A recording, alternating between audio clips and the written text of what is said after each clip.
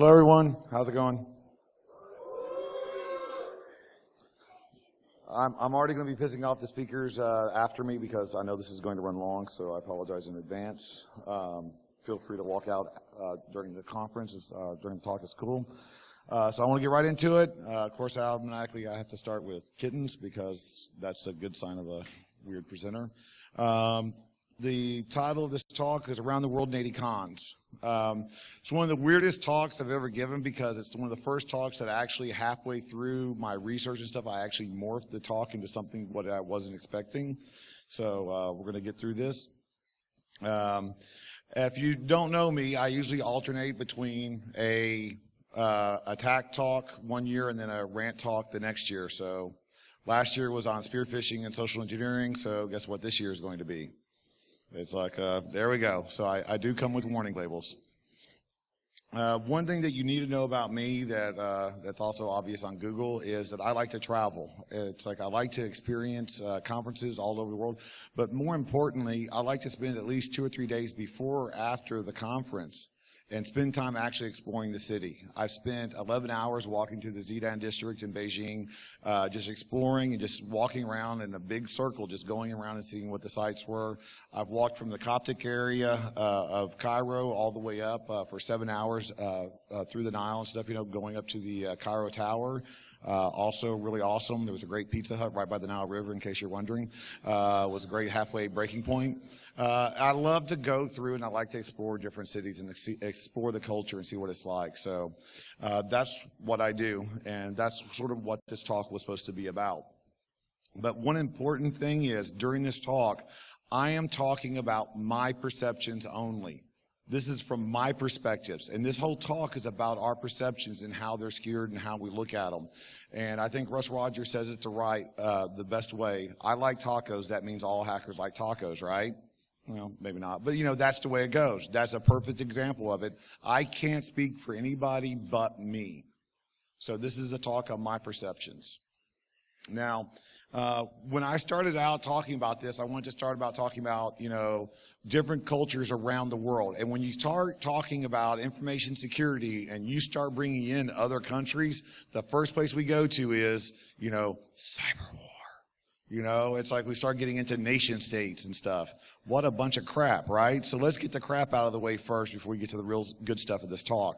And the best example of talking about nation states and getting those skewed numbers is, where do we get them from? We get them from reports like this. This is the Verizon Data Breach Report. You'll notice the top one was the one from 2 years ago. This one on the bottom was from last year. And I don't want to get into a Twitter war again about the numbers and stuff. They've got some good numbers. They've got some good research. It's great marketing material. Good research material. It's really good information. But if you'll notice, even from the top one, if you notice from 2 years ago, they were like sort of lacking maybe in a certain areas. It's not showing a full picture of what was out there, but from what they were seeing. And then between that year and last year, they came out with a revelation. Their research department actually discovered, hey, if there's one attack in, Hoboken, New Jersey, all of America. Oh, there was something that happened in Wuxi, China, all of China. Now look how pretty our map looks. And once again, I'm not complaining. It's still numbers. It's still something that you can use. There's some good data. There's some good sales points. There's some good things that you can take back in these reports. So, but once again, it's not maybe telling the whole picture.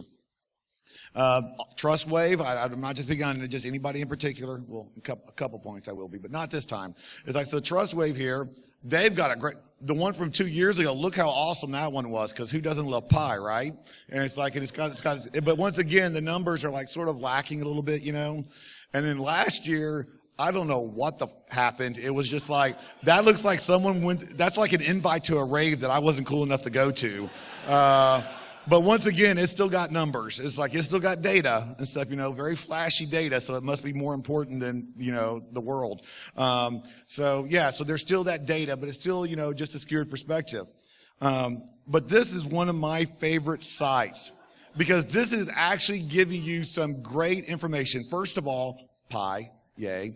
But second of all, what I liked about what Hackmageddon.com does is that he actually puts the country flag of the actual slice of the pie. Because let's face it, we're in America. The only time we see countries' other flags is when we're invading them. So this is really a great head start, you know, to know what some of these countries' flags are. So awesome.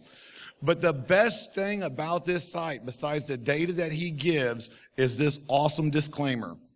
This awesome disclaimer that reads, again, no need to repeat the data that must be taken very carefully since they do refer only to discovered attacks, the so-called tip of the iceberg, and hence do not pretend to be exhaustive, but only aim to provide a high-level overview of the global cyber landscape. Awesome. That is such a great disclaimer. I'm going to overlook the use of the word cyber because that is some great data. It's like that he presents, but even with him presenting that data, he is telling you, this is only what I see. This is only the data that I've collected. This is only my perspective. This is one small facet of what's out there. So I think more need to be like that.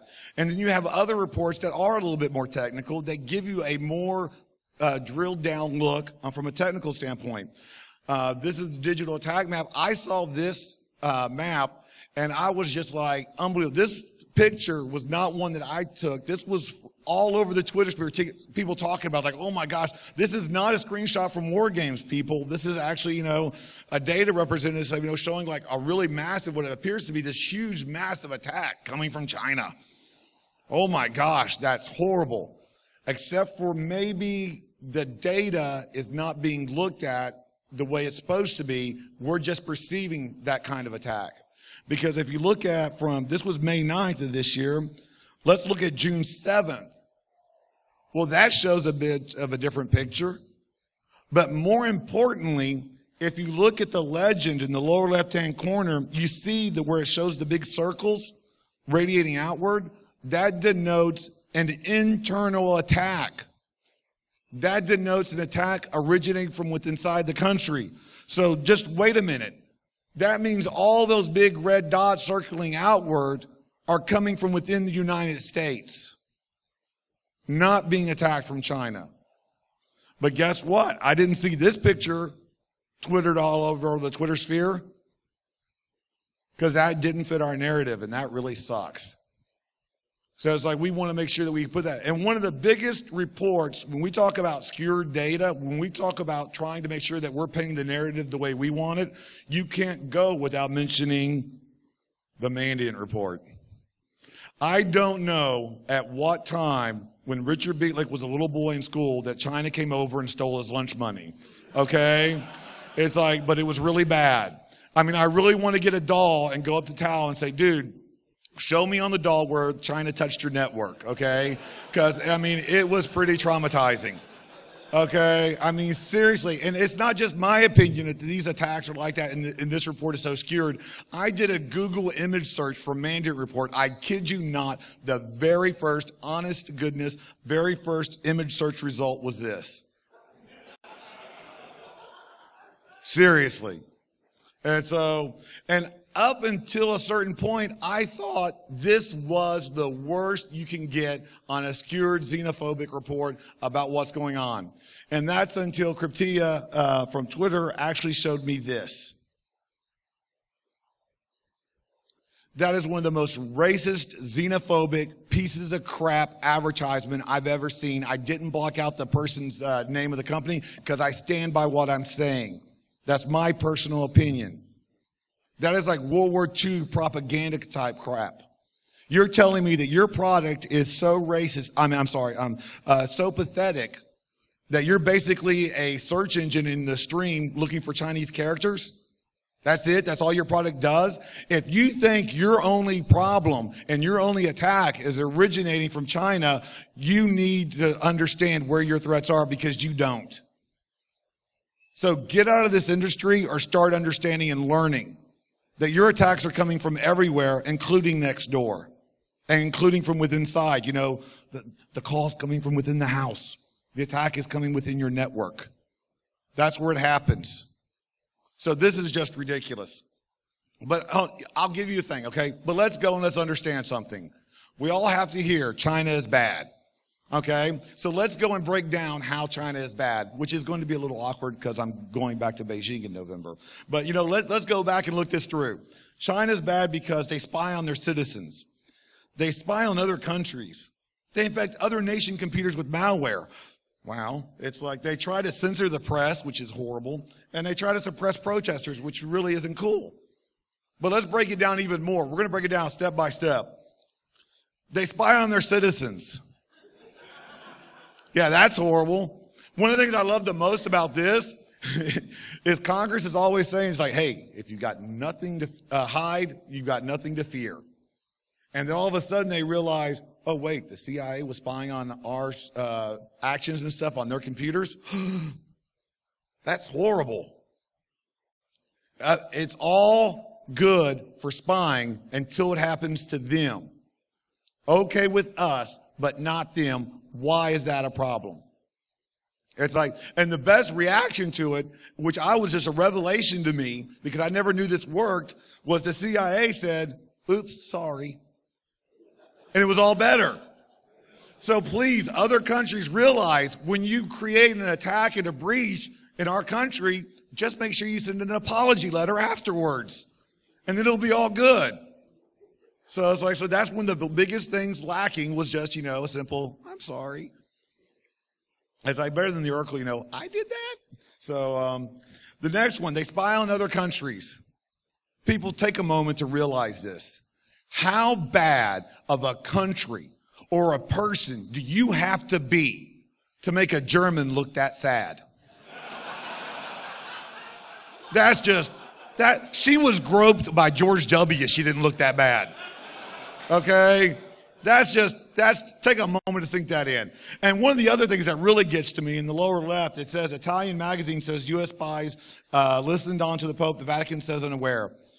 I don't care if you're atheist. I don't care if you're Buddhist, Taoist, Christian. I don't care what you're religion. We all have to admit, admit, this is a pretty good Pope. I like this Pope. I mean, he goes out in disguise and stuff, and helps feed the poor. He's like the Batman of missionaries. It's like, this guy's great. It's like he takes selfies. Come on, who doesn't get behind that? So it's like, he is a great Pope. And you're spying on that. Now, that other guy with the red shoes, he was pretty sketchy. I can understand that one, okay? But this guy, this was a good Pope. We like this Pope. So they do that. And just for some for level of irony is Alanis Morissette level of irony.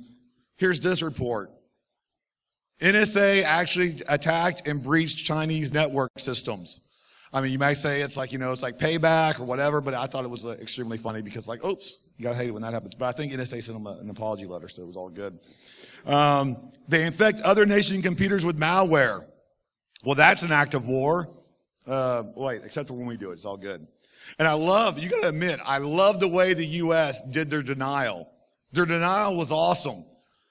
Breaking into the centrifuges of Iran and creating that. How dare you accuse us of that executed, well thought out, masterfully planned, very advanced techniques? That couldn't have been us. That was just awesome. It's like, wasn't us. That was a great denial from them. You can tell they really believed it. What else do they do? Well, they try to censor the press. And that's unforgivable. It's like, because we have the freedom of speech here. We got the First Amendment protecting us, so that's awesome. Think about this. Those two pictures in the left is Al Jazeera, who gets to go through Tahrir Square protest in Cairo, who dealt with the problems in Syria, who's being all kinds of attacks and stuff all over the world for the reporting on hot danger zones, getting tear gassed by Ferguson police officers. Then the police officers stole their equipment. Because America. I don't think the Al Jazeera was expecting that one. It's like, and then here you've got the police officer actually pointing the weapons at the photographers. And the best one is like this photographer in the lower left-hand corner, because that is the most photogenic, photographer getting arrested I've ever seen. He's like, yeah, I'm totally getting busted. Yep. It's like, I know this is going on the papers. I better smile. It's like, he was ready for his close-up. So it's like, so that's what happens here in the land of the free, home. Hello, Geek here. Unfortunately, the Ava Media froze up, so the slides continue, but the live video stops for a bit, and so does the audio. However, in about 1 minute from right now, you should start hearing things again. Sorry about the inconvenience.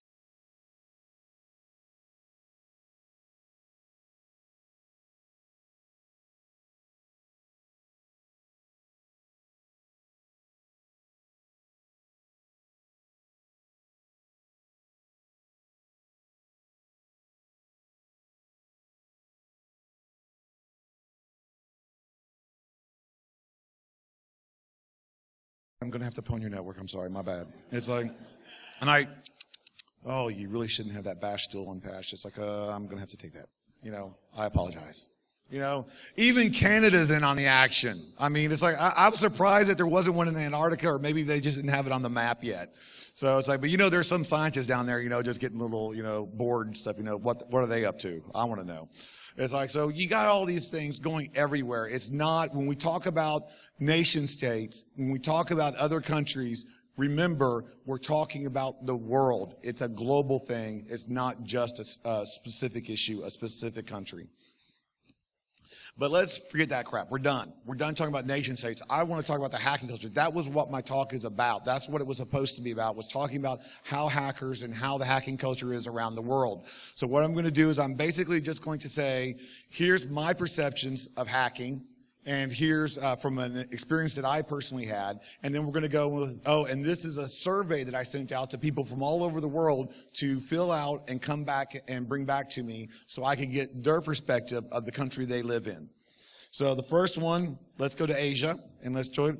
And I was going to give you a perception of my first time in China. My first time in Beijing was 6 years ago when I first went. But I'm not going to talk about that one. I'm going to talk about what happened in July. Dave Kennedy went over to Beijing for the first time. I invited him over for a program I'm working with the Beijing Institute of Technology, and it was so awesome to see his reactions and see the transformation, because he starts off, at the airport, waiting for the black van, to pick him up and stuff, and take him somewhere. It's like, and then he goes, and then we go through and we're walking around and he's looking, and you can see that he's like seeing the way Beijing is, the day-to-day life. He meets the people at the college and he starts talking and having conversations with them, and he starts understanding what their opinions are and what they see and what they perceive, what's wrong with their country and their politics and our country and the way that we talk to each other. And by the end of that trip, his words to me was, dude, this was one of the best experiences of my entire life. It is amazing what we discover when we step outside of the echo chamber. It is amazing what we can see when we stop listening to other people telling us what it is. And that was one of my first experiences as well. And so I really enjoyed it. Here's from someone from the survey. This is someone from China, and he says, I did 4 questions. I did a lot of questions, but these are the 4 I stuck with. I said, what country do you currently live in, and what country have you spent most of your life in, are more familiar with? He says, I currently live in China. I spend that half between the U.S. and China. I said, how did you find out about hacking? Just a simple thought. How can I get unlimited game gold and rice at the beginning that I can beat Romance of Three Kingdoms, which, made by Koei, is a Nintendo red-white game box back in the late 80s when I was 19, 20. I love that. He had a need. It's like, because, farming gold is hard. So he found out a way to hack it and get more gold. That's the hacker spirit, right? It's like, I want to do something and I don't want to do, I'm going to spend, 40 hours making this bash script that'll save me 20 minutes. Because it's like, I can keep using that. So that was good. It's like, how did you find out about hacking? I already said that one. So in your region, how is hacking seen by the general public? He says, overall, it is still a trend towards negative. Public lack of understanding. Even people accepted hacking as a skill, a method, but most people stay away from it. That's not cool. I don't really like that answer, but okay, we'll keep going. In hacking in your region is seen as more for crime, hacktivist, nation state, or other. And this is a very nuanced answer to it. He says the public media defines it. It depends on official needs. Today it may be a crime. Next day it becomes national heroes. Someday it's a technical challenge. Like most of the places, it's a mixture. Some of criminals can be used for national interest. under certain control. Official security workers may conduct hacktivists or crime in his or her leisure time. Some can be hired by overseas interests. So basically saying some criminals get caught and get turned and asked to work for the government, which, never happens here, right?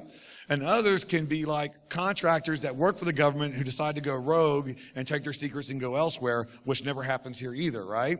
So that was an interesting perception stuff, and it was actually some of the answers I wasn't expecting.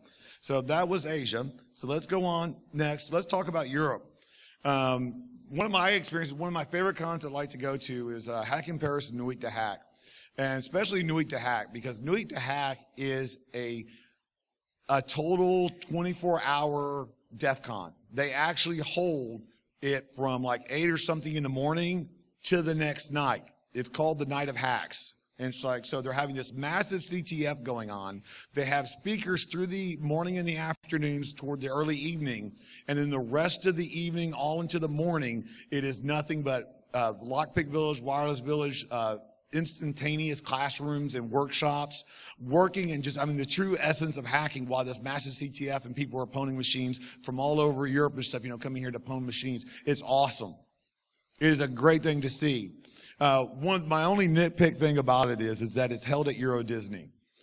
And you would think that's really a cool thing because it's sort of cool like when you're going down here. But I tell you this, there is nothing more creepier, okay, than being at the Charles de Gaulle airport in a black hoodie with sunglasses, a big silver hard-shelled suitcase with all kinds of hacker stickers on it, waiting for the Disney shuttle. I am standing there, and this little girl starts wandering over to me, and her freaking father goes over and is like, shepherds her way. And my first thought to him was, dude, not even mad. That was a pretty good call. I look really freaking sketchy. It's like, good job on that one. It's like, so that's my one little gripe with them. It's like, but other than that, it's a really great conference. Take a taxi. So there we go. So let's get some perceptions from Europe. So what country are you more familiar with? The UK. And what's really cool is this is more from an information security person, less of a hacking person. And it's like, she says, how did you find out about hacking? He says, I worked mainly, at least, that's where I became aware of it in both positive and negative forms. Prior to that, I was a naive user. I took AV and security seriously because it seemed sensible and I understood basic threats, which is good. And your region, how is hacking seen to be by the general public? Possibly as one of the dark arts. Well, then where's my wizard robe? Someone who steals data and breaks into systems for information to clone identities and take over bank accounts. Is hacking in your region seen as more for crime, hacktivist, nation state, or other? I think the UK is crime and hacktivism. This was not how my talk was going to go. This is not how I expected these perceptions to be. But I started getting these in, and these are just a highlight of some of them. I've used them like for every talk I've given mostly different ones on a lot of these, but I kept getting the same answers. And one of those is at that last one at the end. It's like, how is it seen? It's seen as crime. I'm not happy, and I just keep going. So let's talk about South America. Talk about crime. This was a funny story. I'm at the speaker dinner at this conference in Brazil, and this guy sitting next to me, and he's talking about how he's upset with the fact that there's no hacking laws in Brazil. So people see him as like a nerd or just a geek. They don't see like he's really cool or edgy. He doesn't look like an outlaw. The girls don't find him sexy because he's not like, a bandito or something. And I'm like, I'm sorry you haven't got arrested yet.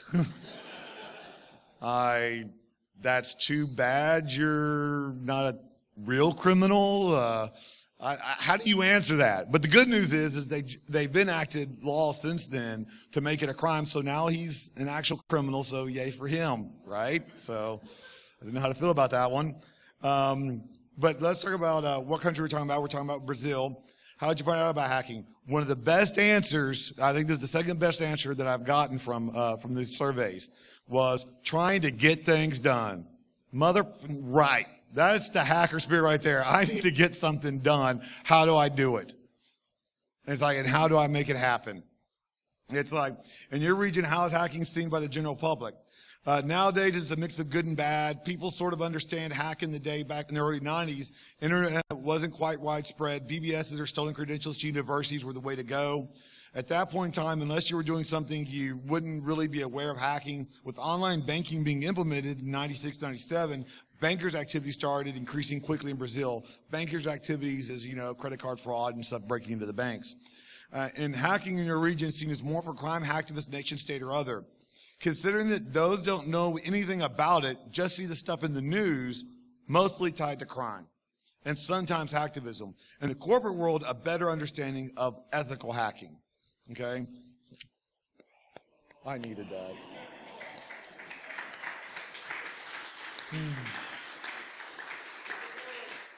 I was actually feeling a little bit bad, but now I'm feeling a little bit better. Thank you. So there. So that's how that was seen. So let's talk about Africa. It's like my only experience to Africa was I went to a conference in Cairo, and it's in Egypt. And I know some people are saying, Jason, that's Middle East. Motherfucker, I need to put a continent there, and so Egypt is on the continent of Africa. It counts, okay? Don't harass me. So one of the things I saw about the Cairo conference that I thought was really cool is like when you talk to the hackers after the conference, before the conference, they're all laid back. They're like, jeans, T-shirts. They could be in this room right now. You wouldn't even notice. But for the conference, everybody was in suit and ties. And I felt really bad for the people there for that because they made me wear a suit and tie, and that sort of didn't prepare them for what I really was and stuff, or how I really acted and stuff. They actually thought I was a normal person based on what I looked like, and I swiftly disabused them of that notion quickly. And one of my best ones is you can tell like they're taking pictures and I'm doing the rabbit ears. But my favorite one was when I was, this one guy was taking that conference pic. The conference pic that everybody takes, especially if it's your first time at a conference, you're taking that picture in front of the banner. I'm at DerbyCon. You're not. Everybody takes that picture, okay? So here's this college student, his first time at a conference, taking that picture, not knowing that there's some weird American dude in a suit going like this behind him. Best photobomb of my life, okay? So that was my perception of Egypt. And it was actually, seriously, it was a month before Tahrir Square. And I knew some of those people protesting. It was just amazing to see and see, like, I was there and see that kind of carnage and see what was going on. It was a visceral feeling and stuff, being helpless, just watching it from afar. And I talked to one of the guys that actually was a part of that. And I asked him some questions. He's like, he's from Egypt. I said, this is my favorite response. He says, how did you find out about hacking? And he says, pictures. But I see a theme coming here. So how did you find out about hacking? He says, he says, caught a virus 2005 because a certain person downloaded pirated game and it was backdoored. Certain person. He says, wondered how those virus words work, learned some programming first by viewing sample virus sources and walked that road and never went back. Guy got hacked and was like, crap, someone hacked. That's cool. How did that happen? Let me find out. That natural curiosity, that natural inquisitive nature of going, this happened, how do I do something about it? And so in your region, how is hacking seen by the general public? Hacking is generally viewed as hacking people's Facebook and Yahoo accounts. Let's take a moment to realize how sad that is. The people in Egypt are still resorting to Yahoo. If they didn't have enough problem, I feel bad about that. Okay. So, is hacking in your region seen as more for crime, hacktivist, nation state, or other?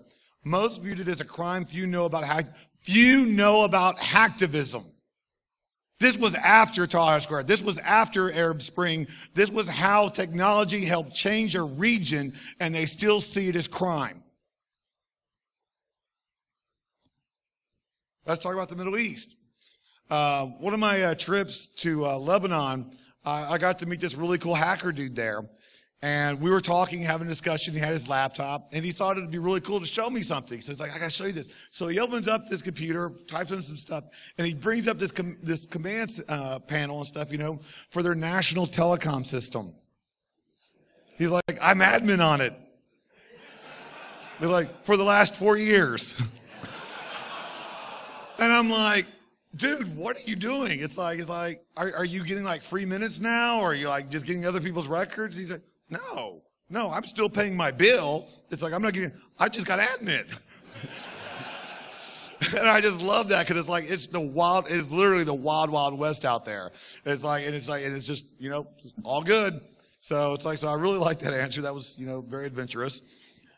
And so here's a response from Lebanon. It says, how did you find out about hacking BBS and the MIRC? So, he was a Windows user back in the day. In your region, how is hacking seen by the general public? There's a huge lack of awareness, also lack of exposure to more evolved countries hacking-wise, and just recent high-speed connections made it difficult for young people to grow up with good access to that culture. Most of the internet that you get in Lebanon is through mobile hotspots. There are hardly any landlines going directly to anywhere. So it's like your internet is usually something that you carry in your pocket. In hacking in the region seen more for crime, hacktivist, nation, state, or other. Again, the lack of awareness results in people just hearing about hacking on the news. And since media just reports cyber criminals, that is the way hackers are seen in general. So let's talk about North America. That's I will have to be honest and stuff, it's like Bruce Potter is one of the only people that I'll give a non-consensual awkward hug to because Heidi gives me permission and it's so much fun to chase him down. That's the one from last night, actually. It's like he really tried to throw me, underestimated my weight factor and totally immediately regretted that decision. Because that means I just mounted him and I was like, I'm here to stay, buddy. So that was a good order. And let's talk about, since I want to gin up the crowd and stuff, let's talk about DerbyCon is my experience here. And also Dave's in the room and he's looking at me guiltily. So I'll mention there are some great conferences here and stuff, ShmooCon, I'm a DEF CON fanboy, obviously. It's like, but I will tell you this. I started my family and I started getting involved into hacking through DEF CON. But in the last 4 years, DerbyCon has become my sanctuary. It has become my place where no matter what drama goes on, no matter what happens, I know I'm surrounded by friends. I know I'm surrounded by people that I feel closer to than my real blood family. And I don't care if they know because they're probably going to watch this later. It's just the way it is. It's like, so this is what it is. It's like, and I love this conference for that. It's like, it's for that spirit. It's like you see people out there and stuff, in the lobby, and these badges are meaningless, people. It doesn't matter what color your badge is. You're here to learn and you're here to spread knowledge. Everybody. And that's one of the places that you see that. You see that here. And it's like, huh? And Smirnoff Ice. Yes, you get ice here. It's like, so thank you for that valuable tidbit there. So let's talk about North America. The USA. How did you find out about hacking? I thought this was really good. First experienced it with my roommate, was talking smack in an AOL chat room. Old school. Hacker changed my screensaver to immediately scroll, "You've been hacked," which, I just saw that in the movies. As soon as the mouse stopped moving. In your region, how's hacking seen by the general public? Negative for the most part. We are demonized and publicized as criminals. Is hacking in your region seen for more crime, hackers, nation state, other criminal through public's eyes?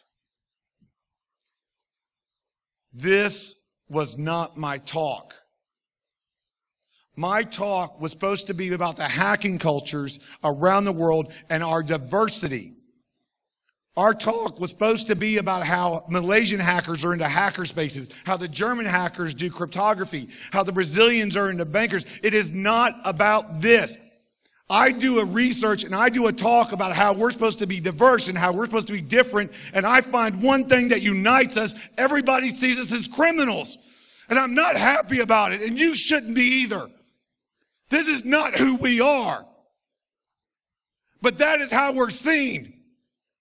Where did this happen? This is who we come from. This is where hacking started. Alan, why is it there? There we go. That totally ruined my talk.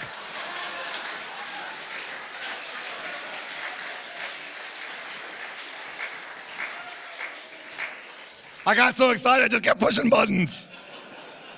But this is who we come from. Alan Turing, the godfather of cryptography, saved thousands upon thousands upon thousands upon thousands of lives during World War II. A great knowledge and resource for our community until he was castrated and then committed suicide because his lifestyle offended the people he saved. What about Nikola Tesla, the godfather of open source? And I say that because we are so bereft of so many of his inventions because he didn't want to make a profit on it, and so companies wouldn't invest in it. Thank you, sir, for your great works that we're never going to see. And what about Ada Lovelace? I'm only going to make one comment on this whole women in tech, flame war, feminist, whatever stuff, tech. One comment. Ada Lovelace was the first computer programmer. Women weren't invited to this industry. They created it. They let us in. That's how that worked. Now, she did great. She did great computer programming until she was ostracized by her family and then died from the treatment of cancer, not the cancer itself. That's how it's treated. Now, I would talk about Leonardo da Vinci, the Uber hacker. I would talk about Grace Hopper and stuff, the one that created debugging, the one that actually started the beginning of COBOL, the one who's done so much work and stuff. But I don't want to because Leonardo had a pretty awesome life and stuff. He was well loved by everybody. Grace Hopper got a destroyer named after her and stuff, and that doesn't fit my narrative, and I'm trying to manipulate your emotions, okay? So we'll ignore those people, okay? So what happened? What happened these long time ago? These are inventors. We call them inventors. We call them artists. They're hackers. That's what it was about.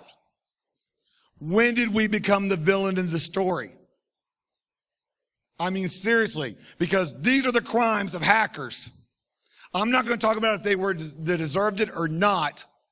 I'm just going to read off some of the sentencing. You got Jeremy Hammond, 10 years for hacking.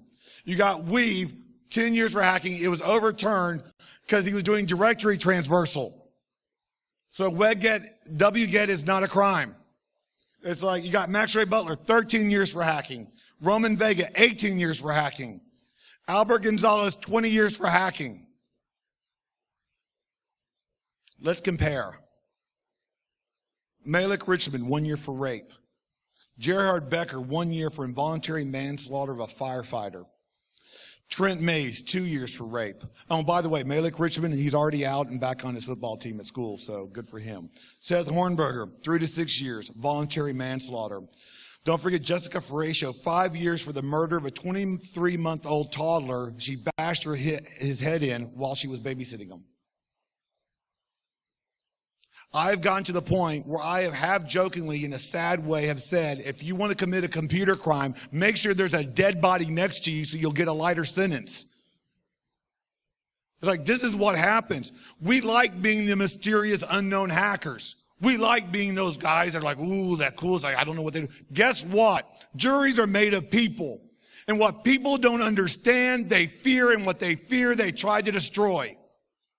So good luck with that. And I've got one of the biggest insights that I've gotten after one of these talks. A guy came up to me and said, and this is so tragically sad and true, he said, Jason, the reason why hackers are getting worse sentences is because trials and juries, they know they're more familiar with murder.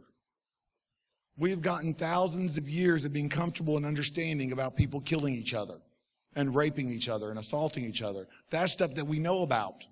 Hacking is new. Hacking is different and unknown. So we're more afraid of that, so we're going to attack that more. And I'm like, thanks for the information, but it's like it was really a bummer for the rest of the day thinking about it. Sorry about that, guys, because I just shared it with you. But let's talk about some more criminals. What about these criminals?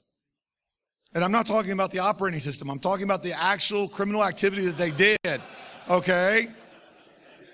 They actually confessed to breaking into C-Cubes, going and getting the administrator password, they won't say how, even though statute of limitations is over, and trying to steal computer time on their network.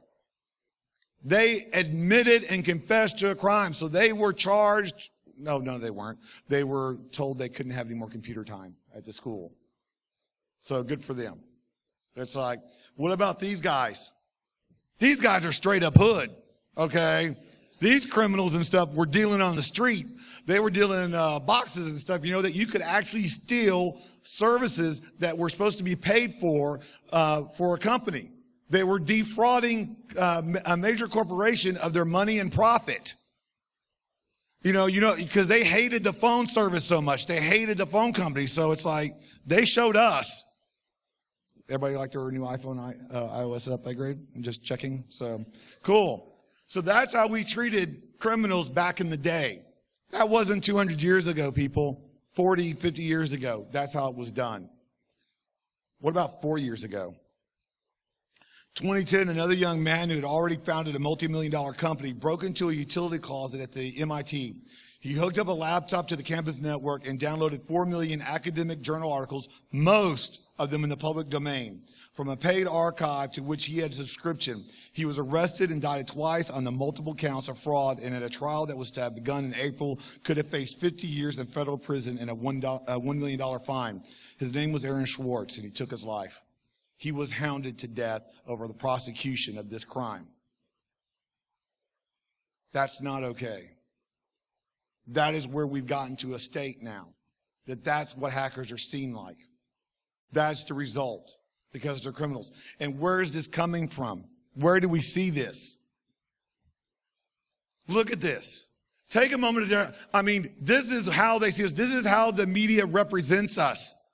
Look at those three in the lower left corner. I think those are the Nazgul coming at me. I really want to throw a ring at them and stuff, It's like, that's horrible. This is how we're seen. This is how it's represented. I've got a computer room. My lab at home has got its own air conditioning unit in the window, okay? It has never been so cold in my room that I've had to have a hoodie with the hood up and a ski mask on. Ever. Okay? And it's like, and you make fun and you say, look at these looters. Where do they get this kind of stuff? Where do they get these imageries from? Well, we help sometimes. Sometimes we help give them that because we like, being cool. And I'll be honest with you and stuff, it's like, in high school, I was not the cool one. Okay, well, in junior high, I wasn't the cool one. Elementary, okay, I was never cool. Okay, ever. But that's okay. But it's like, but we want to be cool. And it's like, and Miko Hippen, I told him I had to make fun of Miko and stuff, because the guys in the other one are probably Mossad and I'm scared of them. So we had to make fun of Miko too. But so we want to try that and we want to create that image. So it's like, but where else do they get it? They get it from the media. They see these things and they see stuff like this. Glenn Beck criticizes watchdogs for promoting hacking. What the heck is wrong with us? What the heck is wrong with him? Being on the wrong side of Glenn Beck is being on the right side of history as far as I'm concerned. My personal opinion. Okay? That's the way I see things. Okay? Because it's this uninformed fear-mongering that causes it. And I would love to say that that's a very witty reply, but Bravo Hacks took the cake. He wrote, I hear Watchdogs teaches you how to hack, going to expense for educational training purposes and submit for CISSP creds. To me, that was the best reply to Glenn Beck ever, okay? So that's what happens. Things like that is what happens when we engage. When we engage, we can inform. And so, but the press doesn't always like that. Here's a great example.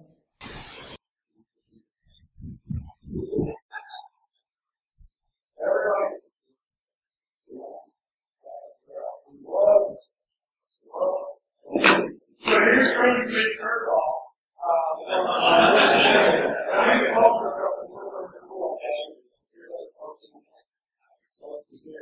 The operating area, we have a lot. So, the learning that turned off, I don't know how to do it. DerbyCon has I have down. It is computer hackers. That's usually hacker cracking, hacker working, and a lot of ability. And they trust me, this internet.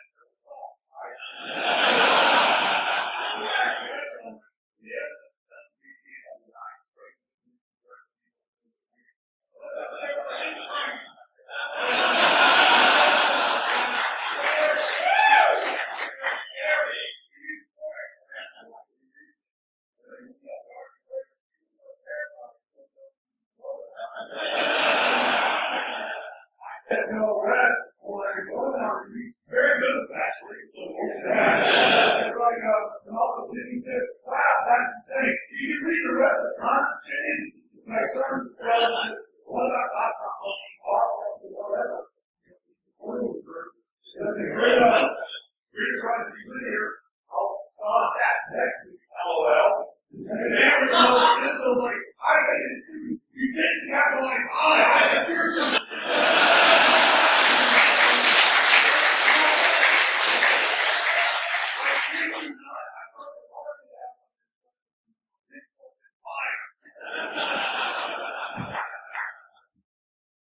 But guess what happened?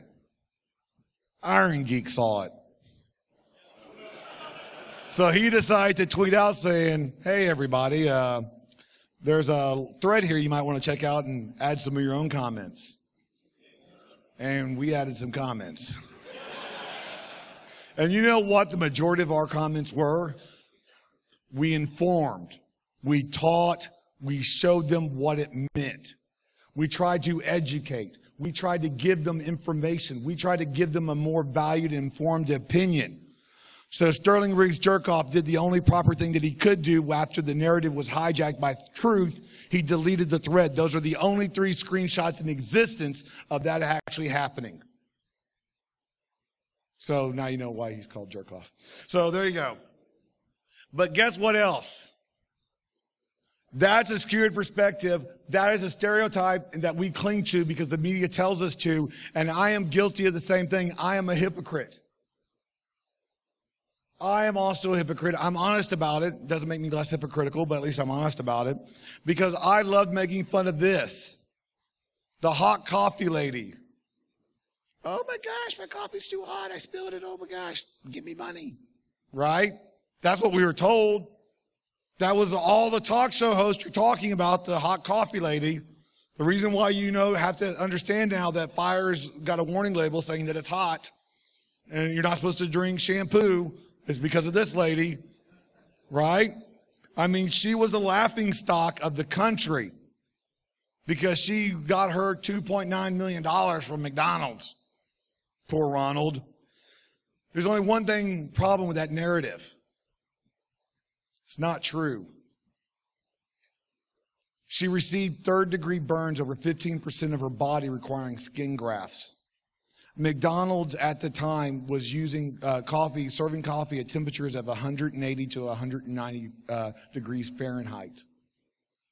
When she was injured, she asked them all she asked for was her emergency bills paid. They gave her $800, no fries with that, and stuff, and say, there you go, be happy about it. It's like she fought them in court. Those people highlighted in pink were also admitted to the emergency room for scalding a coffee as well.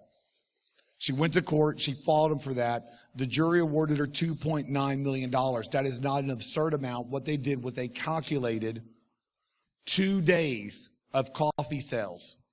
That's just 2 days for the profits of coffee, not including the Happy Meals, okay? Just 2 days of coffee sales. That's what she got. She saw less than 500,000 of that. But I loved making fun of her. Guys, I have met the McDonald's coffee lady, and she is us. We are letting the media drive the narrative. We are letting the public drive the narrative of who we are. And until we start changing it, that's what they're going to see.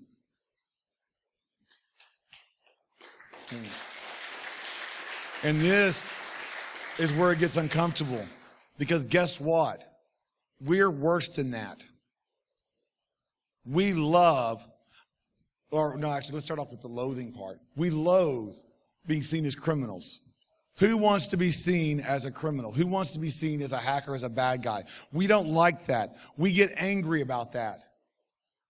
But we, at the same breath that we talk about, I hate being seen as a criminal, the next one is saying the police are a bunch of fascists, the police are nothing but bad news. Is that the truth? Take a hard look and understand that that is not the case. There are 800,000 police officers in this country. You give me a sample of 800,000 neurosurgeons and tell me that they're 100% all good. You give me a sample pool of 800,000 firefighters and you tell me they're all good. You give me a sample pool of 80 lawyers and you tell me that they're all good. Okay? They're more publicized, and we have seen a lot of publicized bad actions. I've included some. I'm being honest and fair. I've included pictures of police officers doing wrong because they are out there. But at the same time that we acknowledge that, we have to understand that there are cops out there doing good. These pictures they didn't pose for. These weren't the pictures they were expecting to hit the internet. But these are pictures of police officers helping, protecting and serving, putting the shoes, buying shoes for a homeless man. He wasn't looking for the cameras. He didn't know one was there taking the picture. The police officer helping the lady with his groceries. He wasn't looking for a camera to take a picture of that. The police officers that delivered a pizza for a guy because the pizza driver was in a car wreck and they delivered the pizza that was in there for him wasn't expected to get their picture taken. The people that were that got the pizza asked them to. All these pictures were police officers selflessly doing their job, trying to help others, except for the center one where it was a young officer trying to feed a young child that didn't have money for his meal. His reward, he steps out of the restaurant and he is dead now. Shot and killed. That was the last thing that he did, was to pay for that boy's dinner. That's their job. That's what they live with. But we like to, it's convenient for us to call them fascist. It is convenient for us to say everybody in that group we have to watch out from. And guess what? Stop getting so mad then when everybody lumps us up as the criminals, when everybody convenient ties us into the same group because we're doing it the same to others. We need to start doing it and learning and being just as tolerant as we want others to be tolerant of us. Because we can be. We can be the change. This is not a negative talk, though it's very ranting. It's not a negative talk. It's a talk about hope. It's a talk about how we're doing a change, how we're doing better. And one of the best ways about that, oh, you kidding me not. Dave's picture's not in here for some reason. I think he hacked my laptop. Because I had a great picture of the hologram of Dave out there with the Fox Chiron on there, because it's like everybody knows Dave, right? You've seen him on Fox News and CNN and Fox News and MSNBC and Fox News and Bloomberg and Fox News and CNET and Fox News. And then the Katie Couric show was a great one with Fox News. And then, I tell you, every time I see him, I expect to see a hologram of Fox News Chiron going under him when I see him in real life. And the motherfucker gets a hologram with Fox News on him. So I don't know if he was trolling me or not with that, but that was awesome. But you also have Jake, you've got Javad, you've got Onsi, you've got Evan Booth, Kaminsky.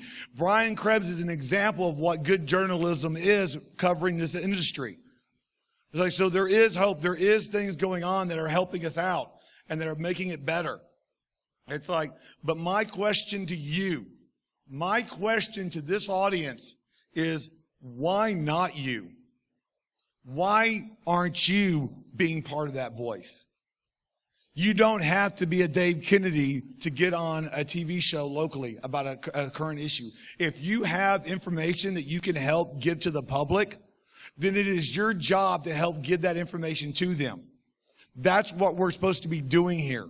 It's like we're supposed to be teaching others. If you're here and you're not trying to learn to share that message, you're wasting your time. It is about getting information. It is about learning. You don't keep it to yourself. You help others with it. And that's what you can do at your house. There doesn't need to be a movement. There doesn't need to be a group. There can be you.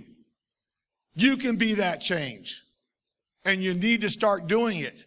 Because if you don't, others will. There are more people out there willing to be that. Willing to be that voice.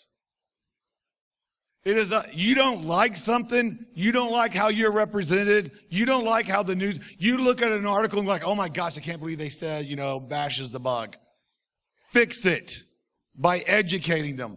One of the best moments of my career was being on a news station, and it actually made it to air where I said, hackers are not synonymous with criminals. We're talking about criminals here. And they actually aired it. That was my achievement. What about you? Like I said, I'm not trying to start a movement. It's like I have nothing against the cavalry. But what I'm saying is stop trying to wait for somebody else to do your job. It's like 7 a.m. on Sunday morning at DerbyCon, 3 hours before my talk, I created iRonin. It's like, and what it is basically is just this, a website. It is just a website for you to get news sources.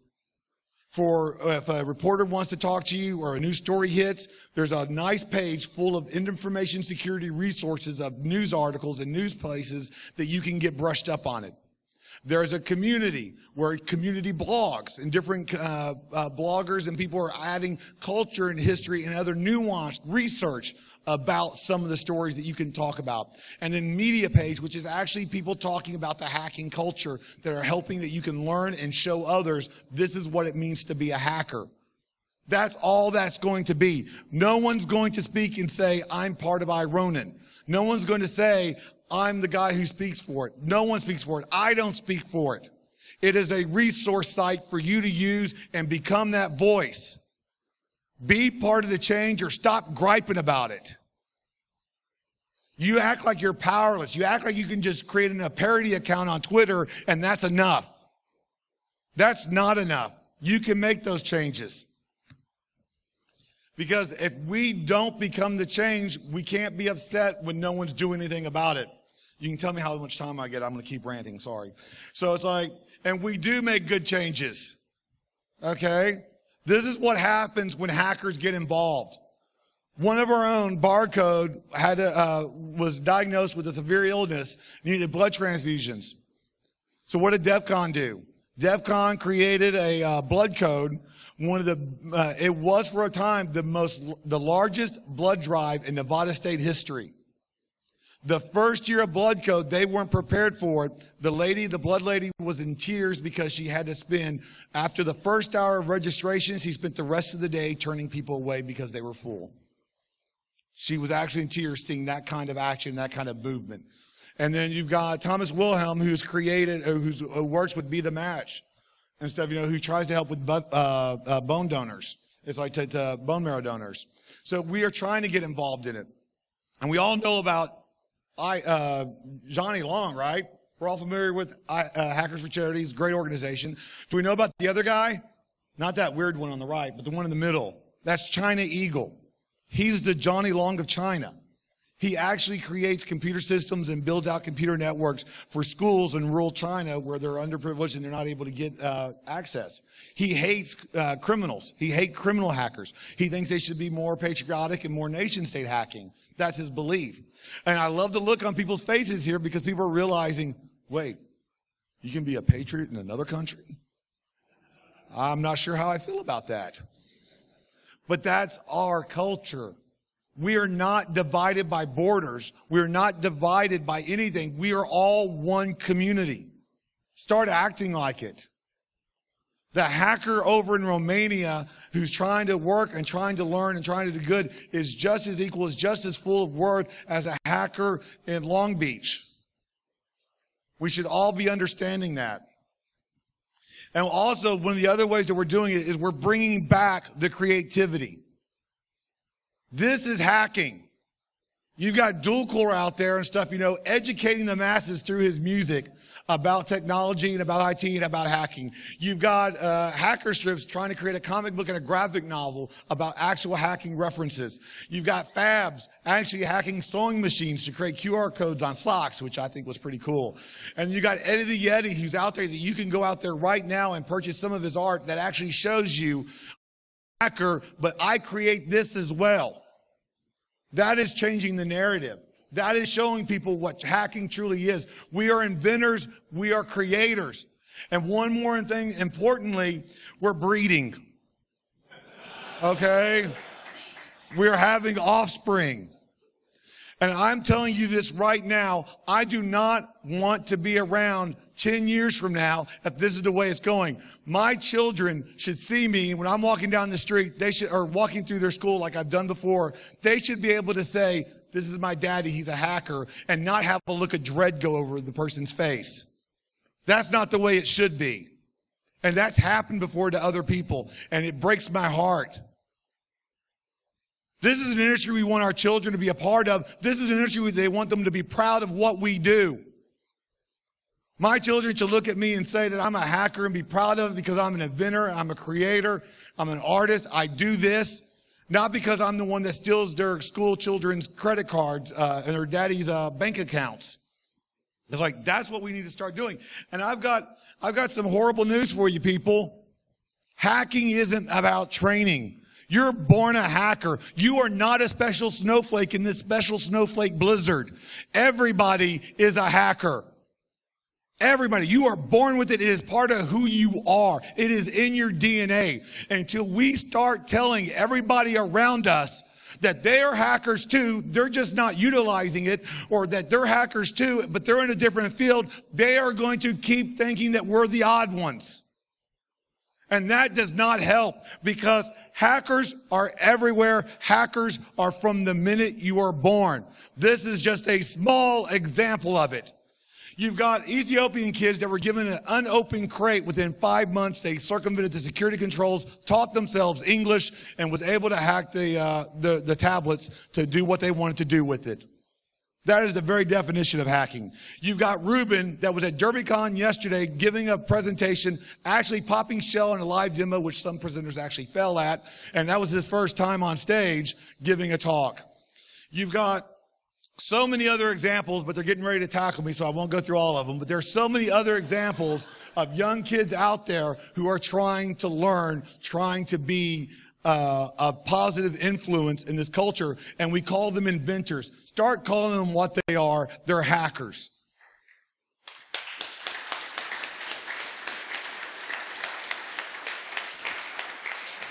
And that road is hard. And I understand this. And I'm, like I said, I'm finishing this talk. It's like, and I understand that this community is hard. We don't know how to communicate properly sometimes. We're very introverted. We have those issues, and I'm sorry about that. But we need to learn to get better. Okay? We need to be able to understand that we can reach outside of our community. We can reach outside of our iPhones. And one of the main reasons why I put a Wendy Nather quote in there was because Wendy Nather asked me to. So, well, now Pure Hate's about to get up here, so I'm really about to get tackled. So let's finish this real quick. I'm done. Drop mic.